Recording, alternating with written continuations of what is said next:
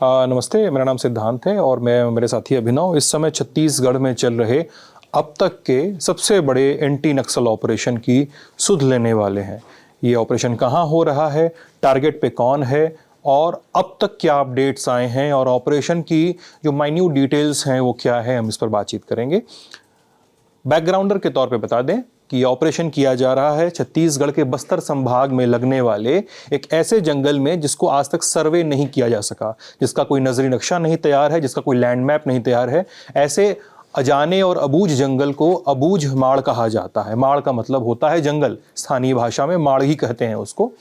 इस अबूझ माड़ में 21 मई की सुबह या 20 मई और 21 मई की देर रात एक जॉइंट ऑपरेशन चलाया गया। जॉइंट ऑपरेशन में अभी तक जो खबरें आ रही हैं सूत्रों के हवाले से कहा जा रहा है कि 30 से ज़्यादा माओवादियों को मार गिराया गया है। ये भी खबर है कि इसमें डिस्ट्रिक्ट रिजर्व गार्ड का एक जवान भी वीर गति को प्राप्त हुआ है, एक जवान घायल भी हुआ है और एक बड़ा नाम जिसका नाम बार बार सामने आ रहा है वो नाम है बसवराज का।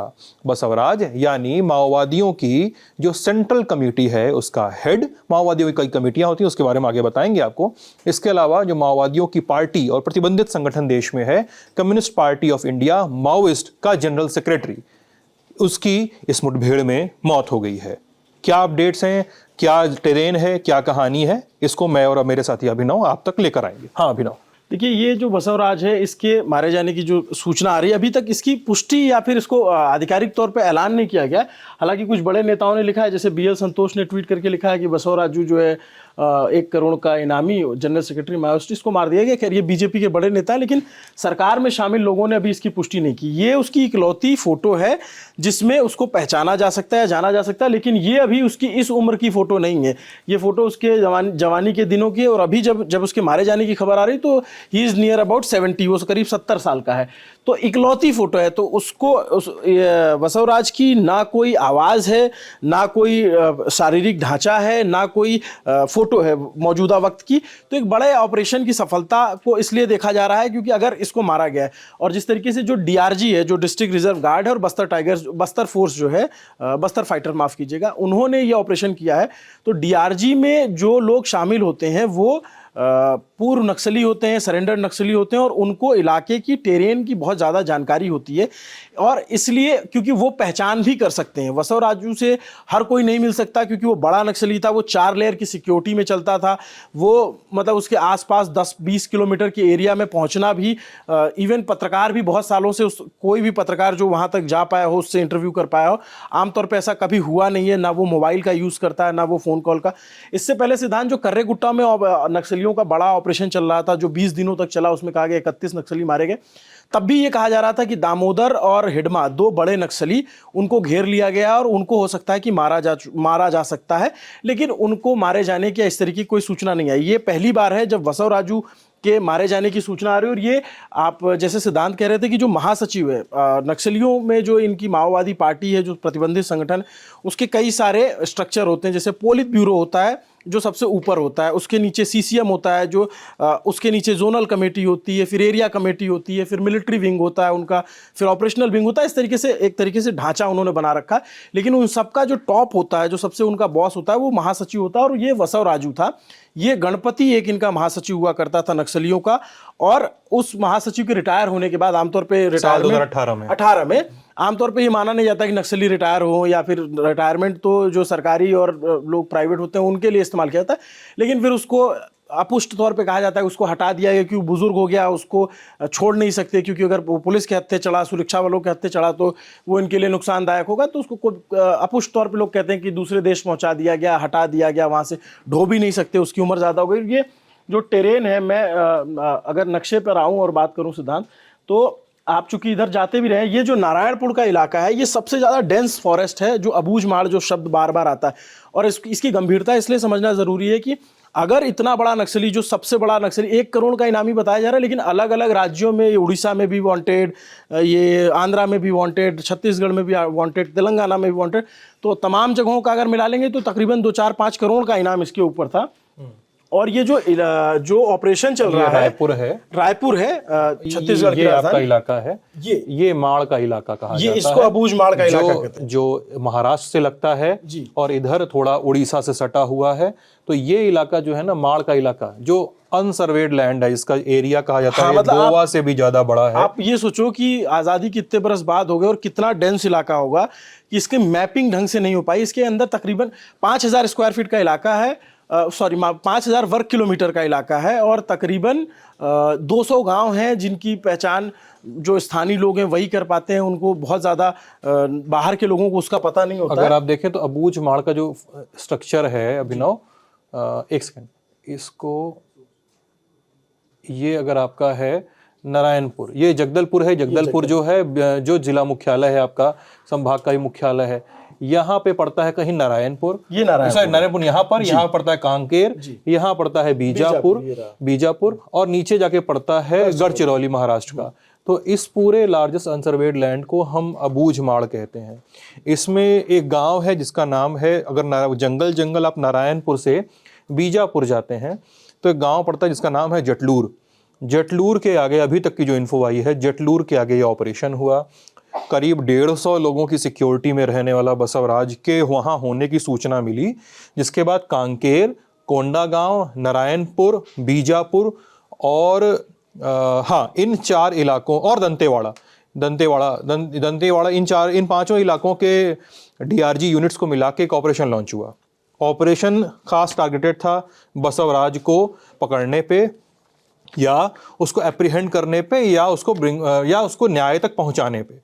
उसके बाद ये ऑपरेशन लॉन्च होता है। ये जो 2 तरफ है सिद्धांत, जैसे बीजापुर से जाएंगे तो एक रेकावाया जगह पड़ती है, उसके पास से घुसने का रास्ता, और एक जाटलूर जो आप बता रहे हैं वो नारायणपुर की तरफ से आने से होता है। अब इसमें ये फिगर आउट किया जाए, चूंकि उसकी कोई तस्वीर नहीं थी, उसकी कोई आवाज नहीं थी, तो बाहर का कोई व्यक्ति पहचान भी नहीं सकता कि कौन व्यक्ति मारा गया है, कौन है। तस्वीर दिखाई ना अभी उसकी, ये साल 1980 के आसपास की तस्वीर है। और ये जो AK-47 लिखा हुआ है इस पे, इसका मतलब ये है कि इसके पास परमानेंटली ये AK-47 इसकी राइफल होती थी ये।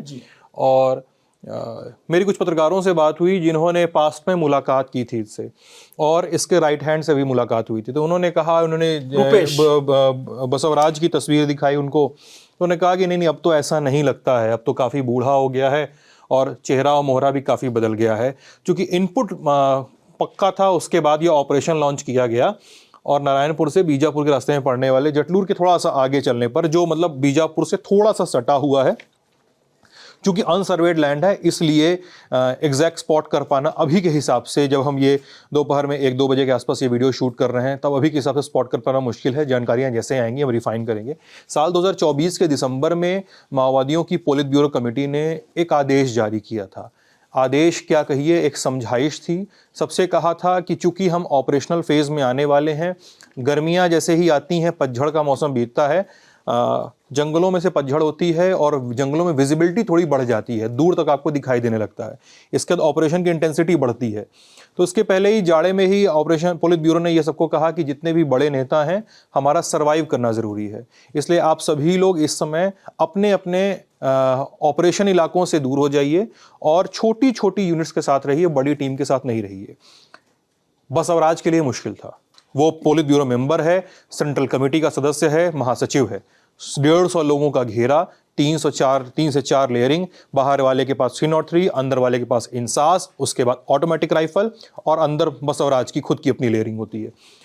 ये मुश्किल था। अगर बसवराज की गिरने की खबर बड़ी है, बसवराज को मार गिराने की खबर पक्की है, सही खबर है, तो माओवादियों के लिए ये इस दशक की सबसे बड़ी चोट होगी। इस दशक नहीं, मतलब पिछले 2-3 दशकों में कहा जा रहा है, किशन जी के बाद, किशन जी की मौत के बाद कहा जा रहा है ये सबसे बड़ा है। और इसमें ये बसवराजू जो है, इसका नाम केशव राव है। ये एक्चुअल में आंध्र प्रदेश के श्रीकाकुलम जो जगह है, वहाँ उस जिले का रहने वाला है। और ये 1900 बीटेक की पढ़ाई की है, एक्सप्लोजिव एक्सपर्ट है, और इसकी ट्रेनिंग के बारे में कहा जाता है इसको लिट्टे से ट्रेनिंग मिली है। बिल्कुल, ये बात भी है कि लिट्टे से ट्रेनिंग मिली। लिट्टे के मतलब ये किंवदंतियों में कहा जाता है कि लिट्टे के 4 लोग बुलाए गए थे और उसने उसको ट्रेनिंग दी, या ये फिर ये भी कहा जाता है कि श्रीलंका गया और वहाँ से ट्रेनिंग लेकर आया। इसकी इंटेंसिटी ऐसे समझिए कि जो 2003 में चंद्रबाबू नायडू पर हमला हुआ था, जिसमें उनकी जान लगभग जाते जाते बच गई थी, वो अटैक भी इसी बसवराजू ने प्लान किया था। इसका एक राइट हैंड है जो जिसका नाम रुपेश है, वो बड़ा नक्सली है, वो भी जो उनकी स्पेशल जोनल कमेटी है उसका मेंबर है, और तमाम ऑपरेशन और खासकर कि जो अपने टॉप लीडर्स हैं उनकी सुरक्षा का जिम्मा उसके ऊपर है।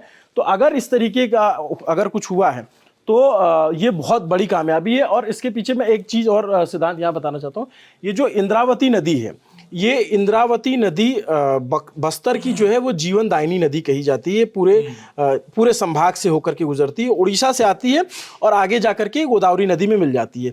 लेकिन ये नदी न सिर्फ इस पूरे संभाग की जीवनदायिनी है बल्कि नक्सलियों के लिए भी एक जीवनदायिनी है, क्योंकि ये नदी अबूझमाड़ के जंगल के किनारे से बहती है और जब भी इस जंगल में दाखिल होना होता है तो इस इंद्रावती नदी को पार करना होता है। इंद्रावती नदी को पार करने पे फोर्सेस विजिबल होती हैं। नक्सलियों का जो ढांचा है, जो सूचना तंत्र है, वो बहुत मजबूत है। 20 किलोमीटर दूर बैठा व्यक्ति भी जो है उन तक बड़ी आसानी से इन्फॉर्मर होता है। उनका मतलब एक पूरा लेयरिंग होती है उनकी। अगर मान ली बतौर पत्रकार आप जाएंगे अगर मिलने के लिए किसी नक्सली से, तो आपको हो सकता है कि 30 किलोमीटर दूर से फोन आएगा कि आप यहाँ आ जाइए, फिर वहां से आप बाइक से जाएंगे जहां तक बाइक जा सकते हैं। सबसे पहले तो आपको कभी जगदलपुर में या रायपुर में मौजूद उनके वकीलों से मिलना पड़ेगा जो कोर्ट में उनको रिप्रेजेंट करते हैं। फिर वो आपका कनेक्शन करवाते हैं कि भाई आप वहां जाइए, फिर वो पॉइंट टू पॉइंट करके आप अंदर जाते हो। तो ये एक जो इंद्रावती नदी है उसके इधर ही साइड में ऑपरेशन चल रहा है और डीआरजी, ये ऑपरेशन डीआरजी की बहुत बड़ी सफलता है। डीआरजी और जो बस्तर फाइटर हैं, डीआरजी जो पूर्व नक्सली हैं, जो सरेंडर नक्सली हैं, इनके होने का जो सबसे बड़ा फ़ायदा वो ये है कि ये ना सिर्फ उस इलाके को जानते हैं, इनको ये पता है कि फलाने नदी पार करेंगे तो ये गड्ढा पड़ेगा, यहाँ माइन लगाते हैं, इस तरीके के पतझड़ दिखे तो वहाँ बचना है। इसके अलावा ये पहचान कर सकते हैं, जो नक्सलियों के टॉप लीडर हैं उनको ये पहचानते हैं क्योंकि इन्होंने कभी ना कभी इनके साथ काम किया है। इसलिए आप देखेंगे कि जब भी डेंस फॉरेस्ट में ऑपरेशन होता है तो डीआरजी वहाँ पे मौजूद होती है। तो और ये तो खैर सीआरपीएफ के जवानों का फुटेज है, लेकिन डीआरजी के जवान भी कुछ थोड़ी ब्लैक वर्दी पहनते हैं। और जो बस्तर फाइटर्स है सिद्धांत, उसके बारे में भी, ये बस्तर फाइटर जो स्थानीय युवक हैं जिनको जोड़ करके बनाया गया।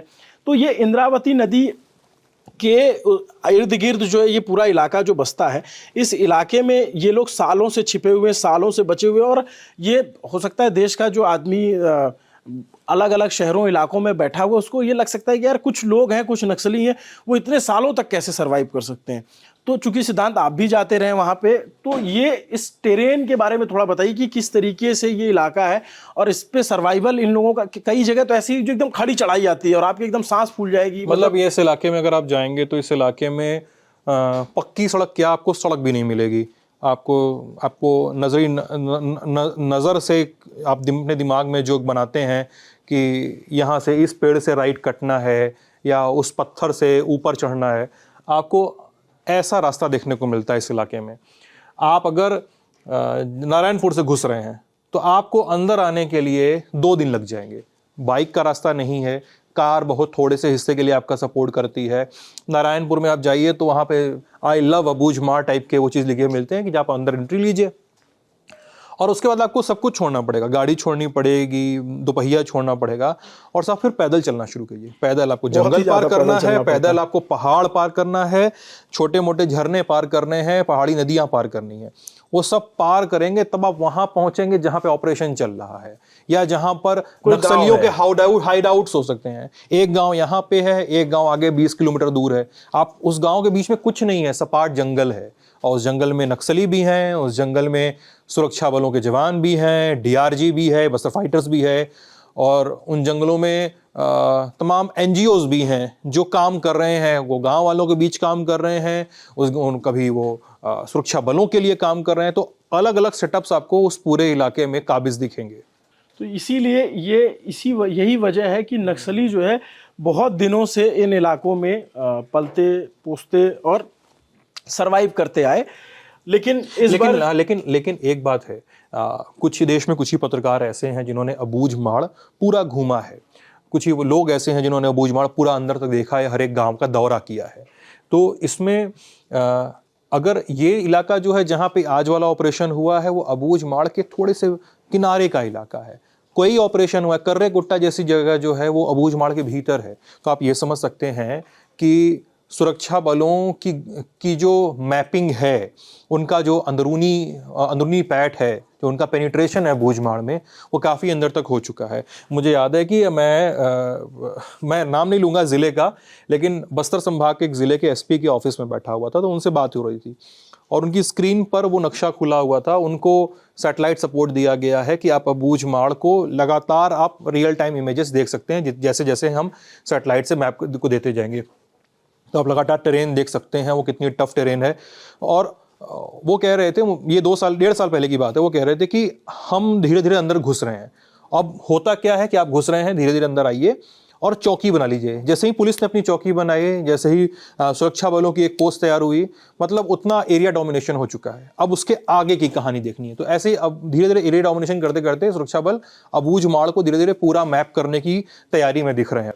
ऐसे ही जो जगदलपुर है उसमें जब एक सड़क बनाने की कोशिश हुई थी जो हिड़मा के गांव तक जाती है, वहां पे ब्लास्ट किया था नक्सलियों ने और फिर सुरक्षा बलों ने रिटेलिएशन किया था, फिर उसमें कुछ लोग मारे गए थे, उसको लेके बड़ा विरोध हुआ था। तो जब भी कोई नई चौकी बननी होती है, नई पोस्ट बनाना होता है, वो बहुत टफ टास्क होता है सुरक्षा बलों को के लिए भी, और उससे बचने के लिए सबसे पहले आपको चौकी बनाने से पहले आपको सड़क बनानी होती है, और उस इलाके में सड़क बनाना सबसे बड़ा जोखिम का काम होता है, क्योंकि सड़क बनते वक्त ही जब खुदाई होती है या फिर जब लेयरिंग हो रही होती है, मूवमेंट शुरू होता है, कॉन्ट्रैक्टर्स का काम शुरू होता है, उस टाइम पे जो है वो कई बार एक्सप्लोजिव प्लान कर देते हैं नक्सली और हमें उसका बाद में खामियाजा भुगतना पड़ता है। तो ये जैसे सिद्धांत बता रहे थे, मैं एक बस्तर रेंज का जो आईजी होता है वो बहुत इंपॉर्टेंट पद होता है, उनसे एक बार मेरी बातचीत हो रही थी, तो उन्होंने बताया कि बहुत सारे इलाके अभी भी ऐसे बचे हैं, खैर अब तो रिटायर हो चुके हैं, लेकिन वो कहे कि अभी भी बहुत सारे इलाके बचे हैं जहां हम नहीं पहुंचे हैं। तो आप समझ सकते हैं कि नक्सली कहां तक होंगे। और ये जितना आपको घना इसमें मैप में दिख रहा है, ये पूरा ग्रीन एरिया, ये एक्चुअल में और ज़्यादा घना है। तो सैटेलाइट से भी सोचिए कितनी तकनीक, उन्नत तकनीक होने के बावजूद जो है कि बहुत दिनों से वो बचे हुए हैं। इसलिए बचे हुए हैं क्योंकि इतना घना जंगल है कि वो ऊपर से सब कुछ दिखता नहीं है। लेकिन चूंकि नक्सलियों के खिलाफ ऑपरेशन चलाया गया, गृह मंत्री भी बीते दिनों गए हुए थे अमित शाह, और ये कहा गया कि 2026 तक का टारगेट है कि नक्सलियों को ख़त्म करेंगे और नक्सल के खिलाफ ऑपरेशन चलाया जाएगा। तो ये तमाम इलाके हैं जिसको एरिया डोमिनेशन की प्रक्रिया चल रही है। एक और चीज़ है इसमें, एक और चीज़ बता दें आपको कि नक्सली अबूझ माड़ में टिके नहीं रहते हैं। कई नक्सली ऐसे हैं, बसवराज जैसे कमांडर तो मान लीजिए वो रहेंगे, लेकिन जो छोटे लेवल के नक्सली ऑपरेटिव है वो गांव गिरा चला जाएगा, कभी कोई खेती बाड़ी कर लेगा, कभी कोई चाय बेच रहा है, कभी कोई छोटी मोटी मजदूरियां कर रहा है, वो फिर से आ गया ऑपरेशन सीजन में या डॉर्मेंट पीरियड है। जो सोनभद्र यूपी का इलाका है, एक समय बहुत बड़ा नक्सल बेल्ट हुआ करता था, तो वहाँ पे नक्सली ऑपरेशंस कम होते थे, वहाँ नक्सलियों के हाइड आउट जाते थे। वो डॉर्मेंट सीजन में सोनभद्र में जैसे इलाकों में आके या नौगढ़ जैसे इलाकों में आके वो आके यहाँ पे पनाह लेते थे। मतलब ऑपरेशन कम, छांव ज़्यादा, ऐसा कुछ उनका मोडस ऑपरेंडाई हुआ करता था। हालांकि ये नौगढ़ वगैरह पूरे इलाके को नक्सलियों से मुक्त करा लिया गया है। और मतलब ये आपने बताया तो एक इंसिडेंट याद आ गया मुझे भी कि आपको दिखेगा एक सामान्य सा व्यक्ति जिसको देख करके आपको उसकी बिल्कुल इंटेंसिटी का अंदाज़ा नहीं होगा, और हो सकता है कि फिर वो कुछ देर बाद आपको अपनी वर्दी में दिखे, तब आपको थोड़ा सा डर लगे कि हाँ ये कौन व्यक्ति है। तो खैर ये सोनभद्र का इलाका हो, एक इनकी जो थ्योरी चलती है नक्सलियों की, तिरुपति से पशुपति तक, मतलब ये कॉरिडोर बनाने की सपना रखते हैं कि हम इस एरिया में जो है लाल कॉरिडोर बनाएंगे, जो इनके अपने दिवा स्वप्न टाइप की चीज़ें हैं। तो उसको लेकर के ये उसको हेड करने वाला और उसको एक राज्य से दूसरे राज्य के जो नक्सली हैं उनमें कोऑर्डिनेशन बिठाना और तमाम चीज़ों को हैंडल करना, वो इस व्यक्ति का काम था। और अभी सूचना आ रही है कि इसको मारा गया है। इसकी पुष्टि हो जाएगी तो बहुत बड़ी बात है, बहुत बड़ा ऑपरेशन है, और ये पिछले 2 दशकों का सबसे बड़ा ऑपरेशन माना जा रहा है। लेकिन अभी तक सरकार ने ये नहीं कहा सिद्धांत कि हाँ, सरकार की तरफ से हमने इसको मार दिया। सूचना है, पत्रकारों की तरफ से बात कही जा रही है, दिल्ली के कुछ नेताओं ने ट्वीट कर दिया, लेकिन जब तक मुख्यमंत्री, गृह मंत्री या फिर पुलिस के किसी बड़े आईजी नक्सल वगैरह का बयान ना आ जाए तब तक जो है इसकी पुष्टि नहीं। लेकिन अगर ऐसा होता है तो हमने उसका इंपॉर्टेंस, उस टेरेन और उस इलाके की डेमोग्राफी को जितना यहाँ से समझाया जा सकता है समझाने की कोशिश की। बढ़िया, अब बने रहिएगा हमारे साथ। इस मामले में जो भी अपडेट्स होंगे हम आप तक लेकर आएंगे। आज के ललन टॉप शो और तमाम जो अपडेट्स होंगे हम तमाम अपने शोज़ में और दिन भर के वीडियोज़ में फीचर करते रहेंगे। बने रहेगा हमारे साथ। बहुत बहुत शुक्रिया।